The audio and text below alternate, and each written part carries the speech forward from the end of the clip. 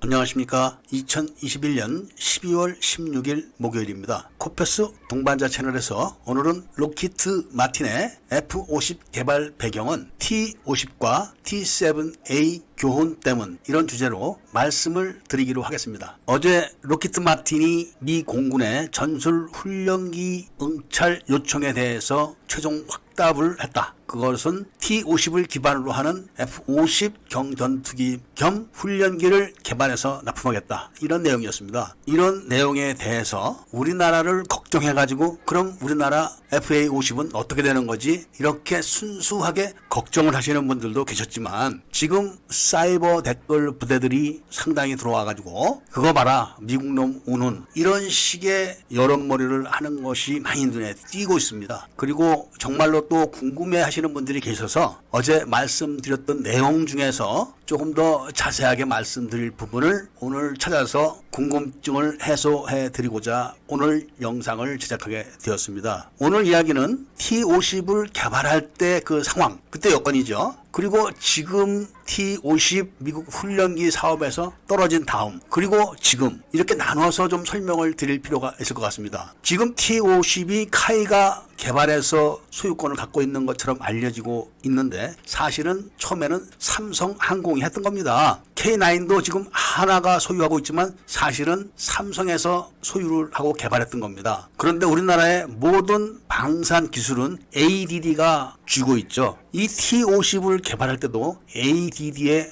횡포가 말도 못했다고 합니다. 그거를 롱마 직원들이 다 보고 대놓고 그때 이런 말까지 했었답니다. 그냥 핵개발이나 하지 전투기는 왜 만드냐, 이렇게까지 했었답니다. 이야기의 주제가 그쪽이 아니기 때문에 여기까지만 말씀을 드리고, 그런 분위기에서 삼성 직원들이 T-50을 개발할 때 그때가 바로 IMF 관리 체제하에 있었을 때입니다. 그러니까 한쪽에서는 내심 T-50 사업을 못하게 하려고 계획을 했었던 거죠. 그런데 돈이 없는 그 상황, 그러니까 달러가 1달러에 900원 했던 게 1달러에 2,000원이 넘어가 버리니까 미국에 지불해야 될 돈이 몇 배로 뛰는 겁니다. 그런데 우리나라가 그 당시 T-50을 개발하면서 소요 자금의 86%를 지출을 하고 있을 때입니다. 그러니까 결론은 못한다, 이렇게 되는 거죠. 그런데 가장 고비가 설계 이런 거를 다 마치고 프로토타입을 만들어야 되는데, 이 프로토타입이라는 게 다 돈 아닙니까? 이거를 삼성의 직원들이 컴퓨터 시뮬레이션으로 작업을 했다고 합니다. 그러니까 실제로 하드웨어를 만들어가지고 결합을 하는, 이런 오프라인 상에서 하는 작업이 아닌 컴퓨터 시뮬레이션만 가지고 실증을 한 겁니다. 이게 세계 전투기 중에서는 최초의 시도라고 합니다. 이렇게 해서 시간도 대폭 줄이고 비용도 대폭 줄인 거를 보고 농마가 상상을 못했던 겁니다. 그냥 어쭈구리 얘들 봐라, 잘하는데, 이러고 그냥 넘어간 겁니다. 이때가 농마가 신기술에 대한 무관심의 첫 번째 실수입니다. 그런데 롱마하고 한국하고 그냥 소꿉장난식으로 하면서 같이 만든 게 아니라 철저하게 협정을 맺고 다 문서화가 되어 있는 겁니다. 많은 분들이 걱정하는 식으로 주먹국으로 한 게 아니라 T-50을 만들 때 그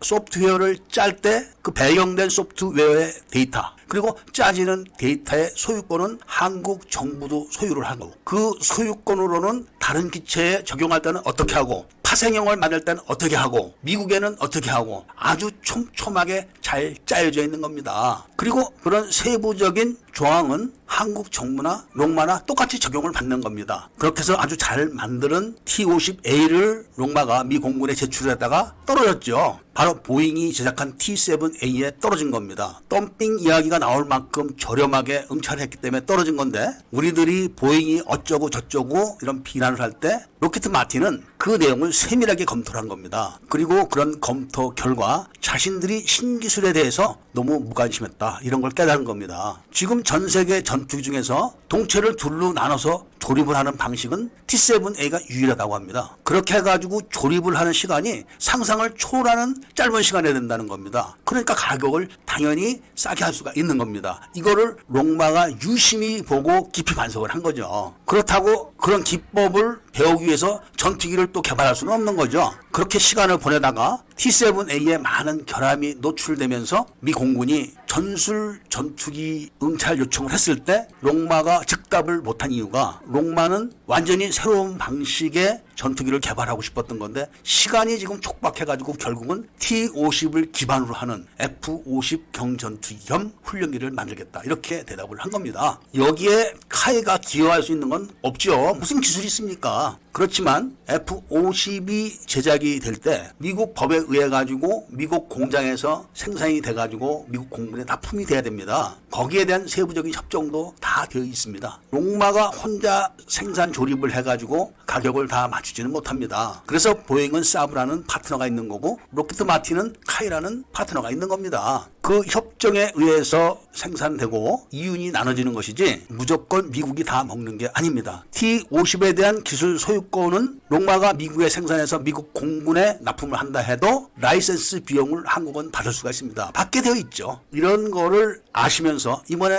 롱마가 F-50을 어떻게 만드는가를 우리는 지켜볼 필요가 있다. 이런 말씀을 드리면서 오늘 이야기를 마치고자 합니다. 참고로 T-50 계열이 지금까지 총 한국군과 외국에 수출된 게 200대 정도밖에 안 됩니다. 그런데 미 공군에 납품이 되고 미 해군에 납품이 되면은 한 번에 수백 대가 들어가게 되고 다른 나라에 수출하게 되면은 수천 대가 나가게 되는 겁니다. 그런 차이로 인해서 한국의 항공기 산업은 급속하게 발전을 할 수 있다는 겁니다. 구독을 꼭 해주시고 좋아요와 알림 설정을 부탁드리면서 이야기를 들어주셔서 감사드립니다.